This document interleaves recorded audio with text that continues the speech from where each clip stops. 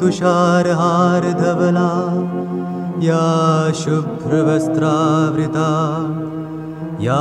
वीणावरदण्डमण्डितकरा या श्वेतपद्मासना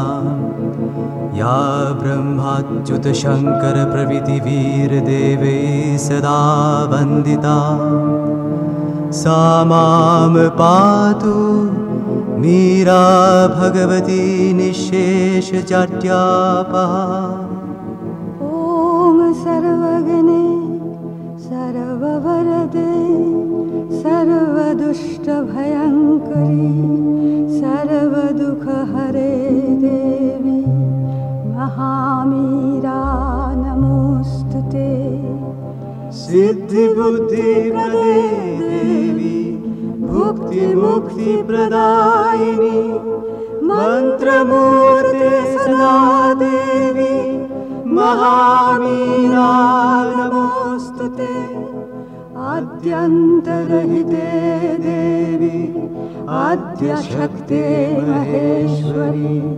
योगदे योगसम्भुते महामीरा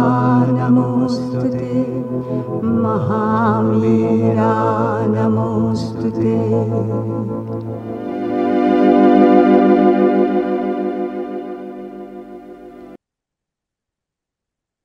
माँ आमे पढ़ुचंदी मातृ रचनावली दशम भाग ज्ञान 7 श्रीअरविंद लिखुचंदी लोके जाहाकू ज्ञान बोली कहंती ताहा हेला मिथ्या प्रतिभास बा बाह्य रूप गुडी को जुक्तिर व्याख्या देई ग्रहण करिबा। लोके जाहाकू ज्ञान बोली कहंती ताहा हेला मिथ्या प्रतिभास बा बाह्य रूप गुडी को जुक्तिर व्याख्या देई ग्रहण करिबा। प्रज्ञा आवरणर सेपाख को अवलोकन करने को समर्थ हुए एवं यथार्थरे देखी पारे। बुद्धि भाग भाग कर दिए टेक्निक गुडी को सुनिर्दिष्ट करी रखे और से गुडिक भितरे थिबा विरोधिता को तुलना करे। प्रज्ञा युक्त करी आने एक अभेद सौसम्य मध्यरे विरोध गुडी को परिणय सूत्र रे एकाठी बांधी दिए। कहते ज्ञान कौन करे प्रज्ञा कौन करे। ज्ञान कौन करे बाहर को मिथ्या प्रतिभास जहा बाहर को केवल देखा जाउची मिथ्यार जो रूप गुडिक ताकू आ बाह्य रूप गुडी को से भिन्न भिन्न प्रकारर जुक्ति देई ताकू साब्यस्त करिबा पई यथार्थ बोली प्रतिपादन करिबा पई चेष्टा करे एवं ता सहित कौन कौन करे ना प्रत्येक वस्तु वस्तु भितरे तार पर्यवेक्षण सामर्थ्य को व्यवहार करी पर्यवेक्षण करे करी कौन करे ना दीटा भितरे तुलना करे प्रभेद सृष्टि करे भाग भाग कर दिए ताकू तामाने परस्पर भितर विरोधिता सृष्टि करे। किंतु प्रज्ञा हूँ ठीक तार अपोजिट। प्रज्ञा कौन करे जोटा आवरण जो घोड़े हेकी जोटा रही तार पश्चात तार गूढ़तम गभीरतम सत्य को देखे एवं जो गुड़ाक जे मन जहाँ को जेमती विक्षिप्त कर दिए भाग भाग कर दिए प्रकृत रे प्रज्ञा ताकू कौन करे युक्त करे एवं अभेद सौसम्य मध्यरे विरोध गुडी को परिणय सूत्र रे एकाठी बांधी दिए। अति सुंदर भावरे से अभेद सृष्टि करे आनिकी एकाठी करे एवं जो विरोध भाषा ताकू दूर कर दिए।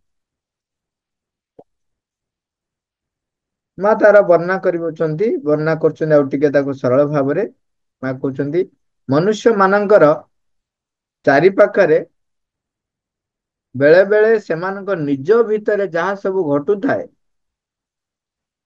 सेमाने अल्प बहुत निर्भुल भाव केवल से गुड़ी को पर्यवेक्षण करी ही संतुष्ट रही थांती एवं कौनसी एक न्याय जुक्तिर एक उपरिस्तरीय व्यवस्था अनुसार ही से माने यही सबु पर्यवेक्षण एक श्रेणी विभाग करुथांती बाहररू जहा आमे देखि थाउ ताकू से कौन करती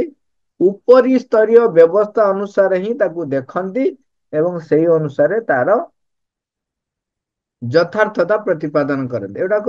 आगुरु अनेक थर आम आलोचना करें तेणु मुझे बेसी आ कहूना